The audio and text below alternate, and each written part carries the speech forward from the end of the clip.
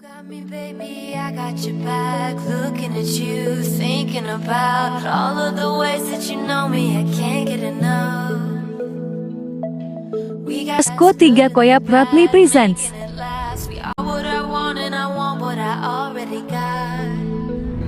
When you come through the room, I know that you know if you fall, I will be there. Let's light up like the moon. Yeah, we take it off, make it even brighter. Puskesmas Koya adalah sebuah pusat kesehatan masyarakat yang terletak di pusat kota Tondano dan memiliki wilayah kerja yang terdiri dari 2 kecamatan, yakni Kecamatan Tondano Barat dan Tondano Selatan. Seperti pada gambar lokasi yang kita lihat, pada Desa Koya terdapat tempat mandi air panas akibat dari jalur lava Gunung Merapi yang melewati Desa Koya. Nah, akibat dari lava Gunung Merapi yang melewati Desa Koya, akhirnya terdapat sumber air panas yang mengandung belerang yang ternyata baik untuk kesehatan jika berendam di air panas tersebut. Di Desa Koya ini sendiri dari segi tingkat kecukupan hidup, merupakan salah satu desa yang dapat menyediakan segala kebutuhan hidup penduduknya. Di satu sisi dikelilingi dengan sawah, di sisi lain dikelilingi dengan ladang. Di satu sisi pula Koya merupakan sumber air bagi daerah Tondano dan sekitarnya. Data demografi dari Puskesmas Koya. Dari grafik melalui sumber data Badan Pusat Statistik Kabupaten Minahasa, komposisi penduduk terbesar adalah kelompok umur 15-19 tahun dengan jumlah penduduk 3.299 jiwa yang adalah kategori usia produktif. Sedangkan komposisi penduduk paling sedikit adalah kelompok umur 70-74 tahun dengan jumlah penduduk 960 jiwa. Nah, kita lanjut pada sarana dan prasarana yang ada di Puskesmas Koya, seperti program wajib yaitu pelayanan promosi kesehatan, pelayanan kesehatan lingkungan, pelayanan kesehatan ibu dan anak, dan keluarga berencana, pelayanan gizi, dan pelayanan pencegahan dan pengendalian penyakit menular dan tidak menular. Selanjutnya, bentuk upaya kesehatan masyarakat yang ada di PKM Koya antara lain Polindes, Pos Obat Desa atau POD, Pos Upaya Kesehatan Kerja atau UKK, Lembaga Swadaya Masyarakat, Posyandu, dan Posbindu PTM atau Pos Binaan Terpadu Penyakit Tidak Menular. Sekian gambaran umum lokasi PBL 1 kami. Selanjutnya, kami akan menampilkan beberapa kegiatan serta hasil pendataan dan analisis data. Pada hari kedua, beberapa dari kami turun untuk melakukan kegiatan Posbindu PTM di Desa Wewelen untuk melakukan pencegahan primer dan sekunder. Pencegahan primer meliputi promosi, edukasi pengendalian PTM seperti pembatasan konsumsi gula, garam, lemak melalui diet sehat gizi seimbang. Juga pencegahan sekunder seperti screening atau uji tapis dan deteksi dini PTM. Selanjutnya, kegiatan kami pada hari ketiga yaitu mengumpulkan dan mengolah data sekunder di PKM Koya untuk menyusun laporan PBL 1 kami.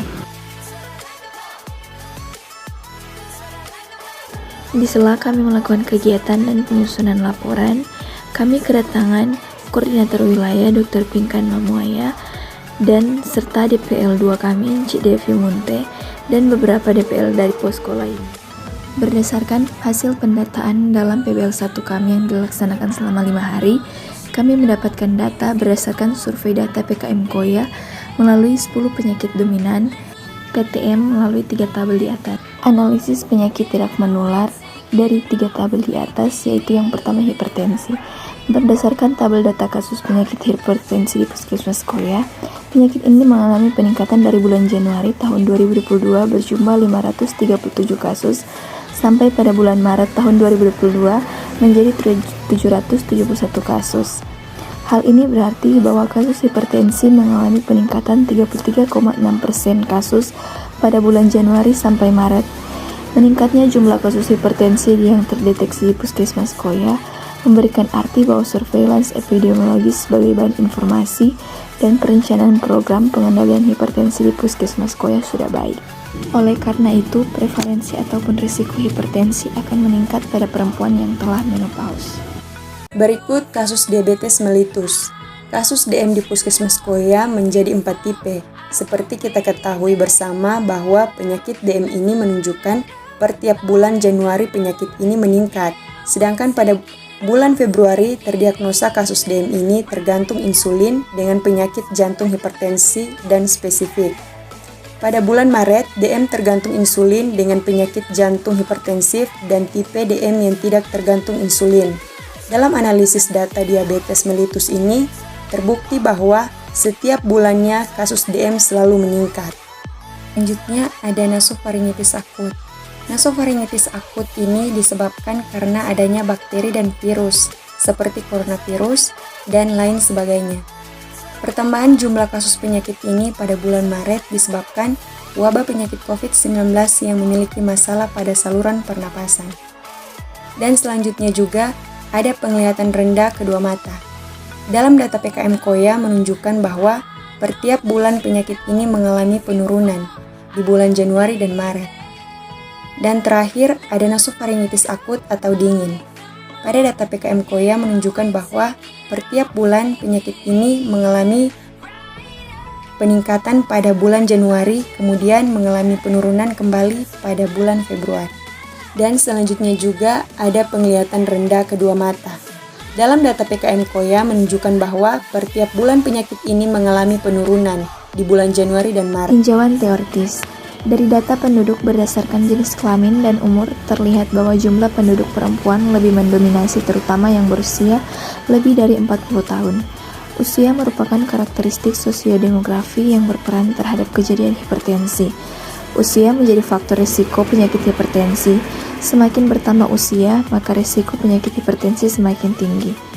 Perempuan lebih rentan mengalami hipertensi karena peran hormon estrogen pada perempuan lebih dari 40 tahun.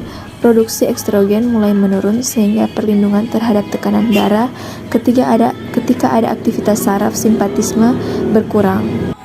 Pada hari kelima, kami diarahkan Ketua Program PTM untuk melaksanakan Pusbindu PTM kepada mahasiswa PBL 1 berupa pemeriksaan tekanan darah, tingkat perut, berat badan, tinggi badan, dan pemeriksaan gula darah dan kolesterol. Untuk pencegahan sekunder juga dilakukan screening dan deteksi dini faktor PTM. Nah, kita masuk pada identifikasi masalah. Berdasarkan pengamatan dan hasil observasi dari PKM Koya, khususnya pada program PTM, penyakit yang paling dominan yang termasuk penyakit tidak menular banyak didapatkan data pasien yang menderita penyakit hipertensi, baik akut maupun tidak akut. Data yang didapatkan dari hasil turun lapangan sesuai program, maka didapatkan beberapa faktor masalah yang menyebabkan hipertensi menjadi penyakit yang paling sering menonjol dalam kasus penyakit tidak menular, yaitu sebagai berikut. Yang pertama, faktor dari umur.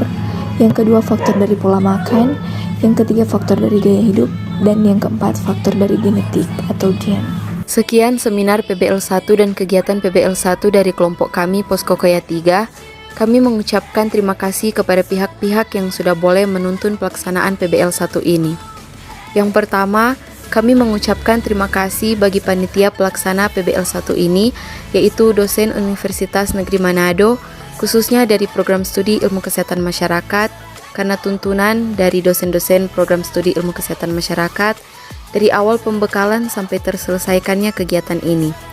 Kedua, kami mengucapkan terima kasih kepada Kepala Puskesmas Koya, yaitu Dr. Yestika Parang, MKes, yang sudah mengizinkan kami untuk melakukan kegiatan PBL 1 selama 1 minggu di Puskesmas Koya. Dan juga kami berterima kasih kepada pemegang-pemegang program dan seluruh staf pegawai Puskesmas Koya. Khususnya kami sangat berterima kasih kepada pemegang program penyakit tidak menular di Puskesmas Koya atas tuntunan dan semua pengalaman dan praktik belajar yang telah diberikan.